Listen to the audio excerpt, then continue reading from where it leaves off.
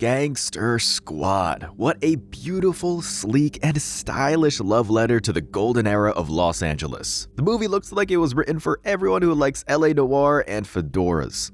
At the same time, what a horrifyingly, historically inaccurate piece of shit.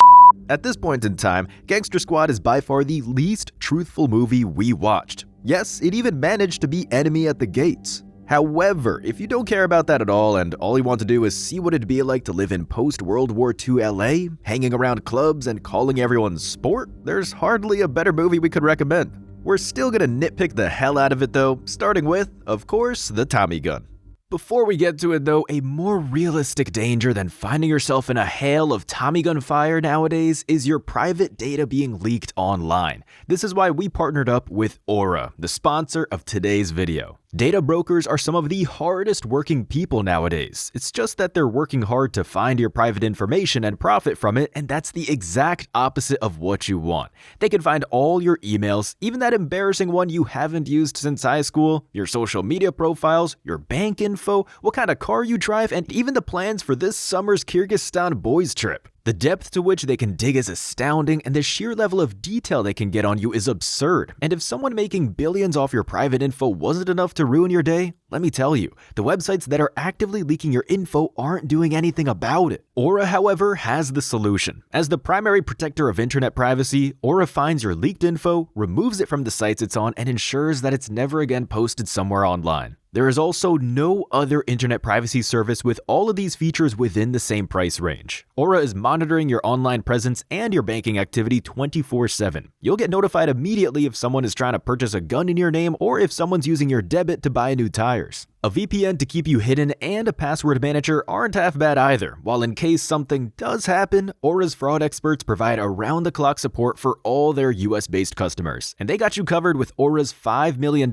identity theft insurance. We're not leaving ourselves vulnerable, and you shouldn't either. Click the link in the description below and try Aura for free for 14 days at aura.com/shootingblanks. In those 2 weeks, Aura will get to work scrubbing your personal info from the internet, and your online presence will be ever safer for it. Now back to the video. One thing this movie can take pride in is the variety of Thompson submachine guns, as we get to see not one or two, but 4 different models. There's the M1928, which is the most common Thompson in the movie, used by Cohen and some of his top brass. There's also that one ridiculous scene of Revok dual-wielding his M1928 Thompsons. However, this is actually possible, and believe it or not, there is at least a single documented instance of a person dual-wielding Thompsons. A US Marine was filmed akimboing Thompsons during the Battle of Peleliu in 1944, proving that it's definitely possible to dual-wield these guns and keep relative control. How accurate are you going to be with it? Probably not accurate at all, but be that as it may, we will not be deducting points for the dual wielding scene simply because it's technically not incorrect. What is unrealistic is the fact that we see thousands of rounds fired from Tommy guns with drum magazines and there's not a single jam. The gangsters of that era may have preferred drum magazines because of their capacity, but 30-round magazines were actually much more reliable when it comes to jamming. Drum magazines are also used with the M1921A model, which is the second of the 4.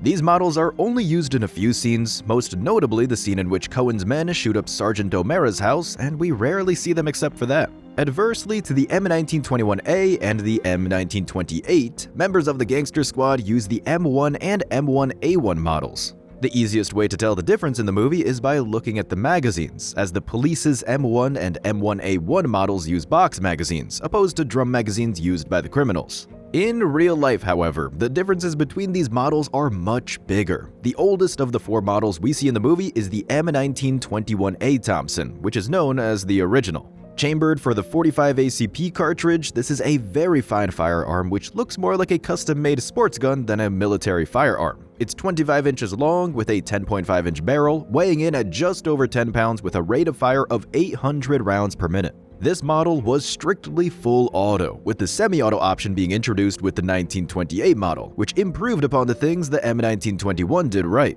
The rate of fire was reduced to 750 rounds per minute as per the United States Navy's requirements, as this was the first Thompson model to be adopted into the service by the Navy, Army, and the Marines. Fun fact, this is the last weapon adopted by the US Army that used a year designation in its official name. The year designation on the receiver used to say 1921, as the 1928 model was made from 1921 model's receivers, but this was just redone by restamping the final digit. When it comes to iconicism, the 1928 model is the Thompson. This was the model most widely used by criminals, giving the gun legendary status, and it was also used by various militaries around the world during the Second World War. There are a few major changes in comparison to the 1921 model. The gun is noticeably longer at 33.5 inches with a 12.5-inch barrel, which normally included the famous Cuts compensator, which added length. The 1928 was also a bit heavier than the 1921 at 10.6 pounds. There are also notable design changes. We don't see it in the movie as all the Gangster Thompsons have pistol grips, but the 1928 A1 model introduced horizontal grips, which were easier to manage in difficult terrain. It also introduced provisions for a sling, which made carrying easier for operators. Brits, who also purchased a lot of 1928 models, moved the sling hook to the top of the stock. The gun was predominantly used by commando units, squad commanders, and units that faced close combat. Its ability to spray the targeted area with a hail of bullets was particularly useful in the Pacific theater. Nevertheless, the 1928 model wasn't the end of the Thompson's development. The M1, which we see used by the officers alongside the M1A1, was the next step in the simplification of the legendary design. Instead of the 1928's delayed blowback action, it utilized straight blowback action and moved the charging handle to the side of the receiver, unlike the 1928's charging handle, which sits atop the receiver. The rear sight was also fixed, unlike the previously used adjustable sights. Also, since the military largely abandoned the idea of using drum magazines due to how loud, clunky, and unreliable they were, the cutouts which previously allowed the Thompson to use drum magazines were removed from the M1.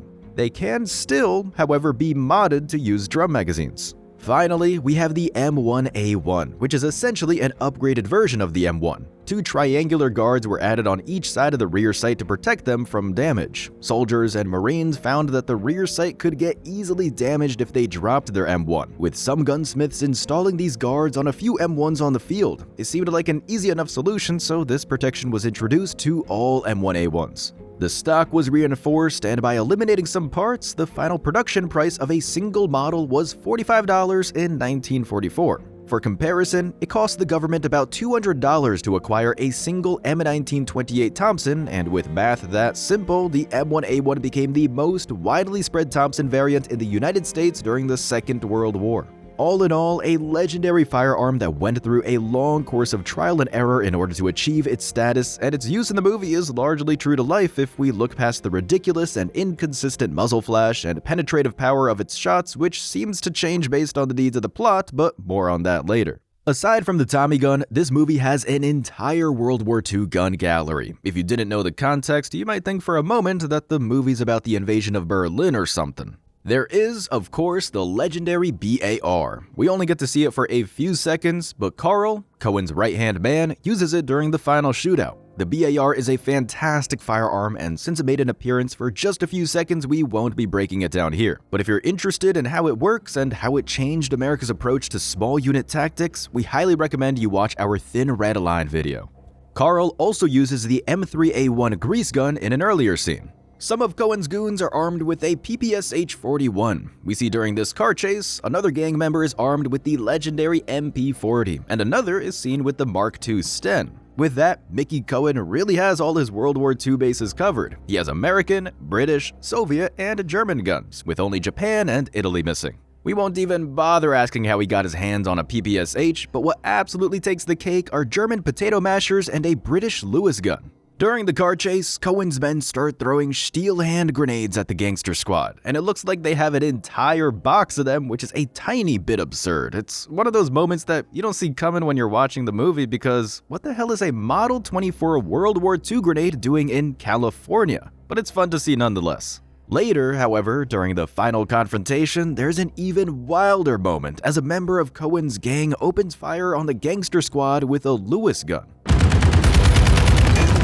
The Lewis gun was a gas-operated World War I-era machine gun that stuck around until the Korean War, mostly as a mounted vehicle or aircraft machine gun, and just like with the German potato masher, it's a very out-of-pocket weapon given the context of the movie. It's also a dead giveaway that this movie isn't taking its firearms seriously, which brings us to our next point. When it comes to firearms, Gangster Squad is a terrible movie. In a pathological devotion to dialing style up to 11 and leaving any sort of substance at home, this movie does almost nothing right when it comes to how these weapons actually work. Starting in reverse order, the Lewis gun shooting on the Gangster Squad hiding behind their cars would have absolutely ripped them to shreds. Cars are not good protection from bullets. Modern engine blocks and wheels, depending on size, can protect you from a hail of lead to a degree, but the doors and windows are thin enough for bullets to just zip through them.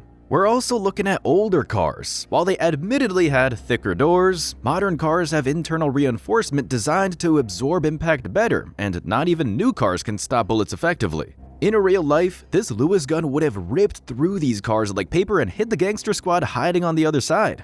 Instead, nobody gets hit and Max Kennard one-shots the machine gunner with his Colt single-action army rifle, which in itself is absurd. It's been established early in the movie that Kennard is an expert sharpshooter, but this is on a whole nother level. He stands up while taking machine gun fire, takes aim, and kills the gunner in spite of the danger and the massive pressure. All of that in just a second or two. This is not happening in real life, at least not with a revolver. There's also the potato masher scene in which German grenades explode in a ball of fire. Not only do they not do that, but their impact should actually be much more destructive than what we see in the movie. Potato masher grenades were filled with about 170 grams of explosive charge. In comparison, the American Mark II grenade had less than 60 grams of flaked TNT in it, meaning its pure explosive force was almost 3 times weaker. The potato masher was, in fact, so useful in terms of sheer destruction potential that it was sometimes used as an anti-armor weapon, particularly useful for lightly armored vehicles. In the movie, however, 2 grenades explode right next to a vehicle in motion and essentially do 0 damage, which is hardly realistic. Also, in the very beginning of the car chase, the Tommy guns and the PPSH largely fail to penetrate through the Gangster Squad's cars, and the few bullets that do go through the glass and the metal plating magically miss all the good guys. Later, however, when a death squad is sent to kill Sergeant O'Mara and his wife, the very same Tommy guns cut through their house walls like hot knife through butter. Their penetrative power seemingly varies depending on the plot. Then there's this scene in which Carl kills Jack Dragna with a silenced grease gun. Did they have suppressors back in the 40s? Absolutely. Were they this silent? Hell no, the gun would have been much louder, something like this. That scene is followed up by the Gangster Squad's shooting exercise, during which Kennard shows off his shooting skills by juggling an empty beer can with bullets. It's already difficult enough to hit a can in the air by eyeballing it, but hitting it 6 times is damn near impossible. On top of that, the bullets would have ripped the can apart. We understand that maybe we shouldn't be taking this movie seriously because it's clearly a picture full of campy gimmicks, but the movie is trying to present itself as a serious story based on real life, and there's just nothing real about this. With that, we're going to end the tirade, but the gun handling and realism are actually great in comparison to this movie's historical accuracy. Nothing about this movie is true. Chronologically, William Parker was never the one who put the Gangster Squad together. It was, in fact, created by LA's police chief Clements B. Horrell, and it was mostly constructed as a PR stunt, rather than an actually effective squad. Parker only took over the Gangster Squad in 1950, and he was in his 40s when the Gangster Squad was active, not in his 60s or 70s as the movie depicts him. The purpose of the squad was also not to go after Cohen, but to prevent out-of-town gangsters from establishing operations in Los Angeles. Getting Cohen was just a bonus. Parker was also pretty racist, which brings us to the second historical inaccuracy: all squad members were white in real life. In the movie, we have Anthony Mackie and Michael Pena as Coleman Harris and Navidad Ramirez, but this is completely made up as the LAPD wasn't necessarily friendly to minorities back in the day. On top of that, there was an actual female gangster squad, but the movie didn't seem that important enough to bring it up. The movie also kills off 2 squad members. Cornwell Keeler is choked to death and Max Kennard is shot with a BAR. In real life, Kennard's actual name was Doug, not Max, and he didn't die in the line of duty. He got drunk and died in a car crash. Keeler was the longest living member of the squad. He died in 2012, just a year before the movie was released. Cohen's bodyguard, Johnny Stompanato, was also not shot and killed. He was stabbed to death about a decade after the events of the movie by his girlfriend's daughter. Fun fact, his girlfriend was the actress and pinup model Lana Turner. Finally, we also have to ruin the end of the movie and say that Jack O'Mara never beat Cohen up in a park and arrested him for murder. Cohen was arrested and charged with tax evasion in 1951, by which point O'Mara had already retired and he took no part in the investigation. Aside from the historical inaccuracies, of which we're sure there are more, the movie is generally a bit too simple. There's a clear determination to assign each character a gimmick. O'Mara is the leader, Wooters is the resident ladies' man, Harris is the knife-throwing expert because every action movie absolutely had to have one of these, Kennard's the old, experienced marksman, and Ramirez is the comic relief. It's like the movie's refusing to tell an honest-to-God real story because the director knows it'd be too boring for most audiences, so they fell into this cheap pit of Hollywood campiness with an oversimplified plot and singular-purpose characters to make it easier and more fun to follow. It's fine, legally speaking. It's not something you'll go to prison for, but keep in mind that this movie begins with a huge title card saying inspired by a true story. It's literally the first thing we see, and it's the biggest lie in the movie that's already full of lies. With that in mind, there is not much we can do here to salvage this movie's reputation. It didn't even get the basics right. Almost every single thing we see is either completely made up or it happened somewhat differently, so the movie gets 1 out of 10 for historical accuracy. The guns look real, but the compliment can't extend further than that. Most of them don't work the way they should, and their effectiveness varies depending on the direction of the plot. The grenades, the Lewis gun, the Tommy guns, and Kennard's absurd accuracy are just some examples, which is why the firearms accuracy is landing itself a 3 out of 10. The only reason we're not dropping this to 1 out of 10 is because the gun replicas look right. Unfortunately, this movie really is all sizzle and no steak. The real Gangster Squad story is actually crazy and it would probably make a great mini-show, something like True Detective but with less investigation and more violence, and maybe that's the problem. We're talking about years of activity jam-packed into a 2-hour-long movie. That's a challenge for even the best of directors, which is why this movie did so poorly with audiences and critics alike. Nevertheless, the one thing this movie has is style. It's full to the brim with that golden era LA magnetism, and if you take a good look at it, it kinda seems like it was made specifically for that purpose. What did you think of the Gangster Squad? Was it too much, or did you manage to turn your brain off and enjoy it in spite of the mistakes? Leave your answers in the comments below. Don't forget to like and subscribe, and let us know which crime movie you want broken apart for realism next.